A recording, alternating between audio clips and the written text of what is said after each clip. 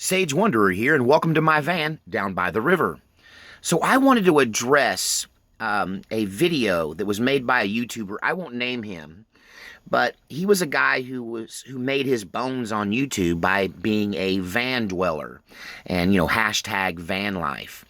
And he recently put out a video because he was able to go off the road and get an apartment and move into a regular house and give up his van. And he made a video where he basically said that anybody who says they like living the RV lifestyle, or like living in a van, or like living the mobile lifestyle, that you're actually just, you're fibbing, you're fooling yourself, you're just saying that because your situation is bad and you ended up having to live in a van, and now you're pretending to like it just to make yourself feel better and to justify your situation, when really either you're down on your luck or you're just too lazy to work, and you would rather live in a house but you're stuck in a van. And I think that he was projecting. I think that's his personal situation. I think he was stuck in a van and didn't ever want to be there, and he embraced van life out of survival. But I'd like to let you guys know something about me. I'm a multi-generational van dweller, that I come from Irish gypsies. And, well, everyone in my family owns a van, a camper van, a trailer, or a motorhome. We call them caravans. No relation to the caravan of people coming up from, from down south. But that's the old gypsy name, the old European name for horse-drawn camper shells, horse-drawn campers. They're called caravans. And so Europeans still call motorhomes and campers and RVs caravans. But at any rate, everyone in my family, all my cousins, everyone's got one. No matter how poor you are, you may share an apartment, but your van is capable of supporting you and living in. You can live in it, or you have a camp trailer or an RV. And I guess your level of success in life is kind of judged by the value or the size or the type of RV that you possess. Some people's families always have boats. Everybody's got a boat. Somebody's got a boat. My family, it's all about being mobile, being able to put all your possessions that'll fit into your caravan and driving off. And we all keep that capability. And you've heard me talk about the old Marine.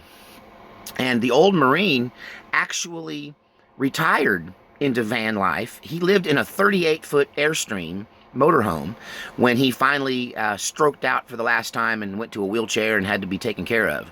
But right up until that time, right up until about his 80th birthday, from about 62 till age 80, so 18 years, my old man lived in a van down by the river. Yeah, the old Marine. So I'm a multi-generational van dweller. I have a perfectly good house, and all I would have to do was displace someone who I'm letting live there, and I could have it back. And, I could move right in tomorrow. But I don't want to do that because, quite honestly, I do like living in a van. Look at my 8 reasons why I love living in a van.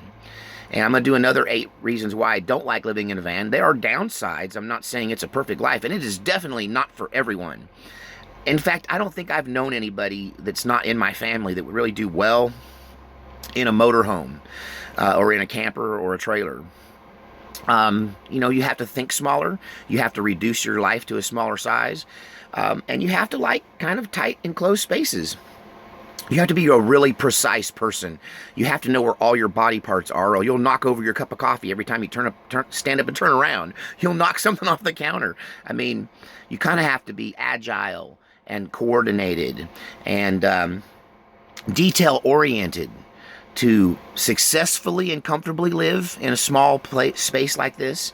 And I don't know, to me, it's more natural than a big rambling house. For centuries, for thousands of years, generally most common folk either lived in a one-room shack or cabin, or they were nomads and they lived in traveling tents or horse-drawn caravans. And this is just how the world lived. Only rich people had big houses. And rich people were never happy. That's historically true. Rich people were never happy. That's the whole thing that says money can't buy you love. Money can't buy you happiness. And big houses and big rambling estates do not equal happiness. More stuff, more problems. More simple, more happy. That's kind of the way I look at it. The more simple life is, the easier it is to maintain your lifestyle, the more joy and happiness you're capable of having. And the harder you have to work and the more complicated it is to just maintain the junk that you have, the less happy you are. And you turn into this dragon that lays on their pile of gold, and that's all they do is just hoard and lay on the pile of gold. And they're willing to kill to defend it. And, the bottom line is there's freedom in the way I live. And I will probably live this way for the rest of my life.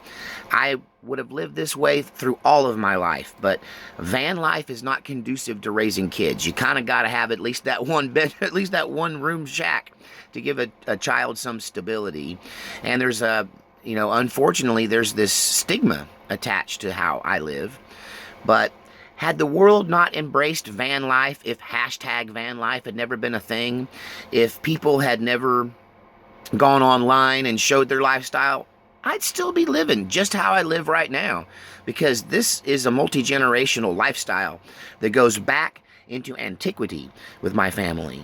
And even though some of my most successful cousins, they may have big houses and have big families and many cars and whatnot, but out back is a good old van or a camper or a motorhome or a bus, a caravan of some sort, because quite frankly, it's just in our blood.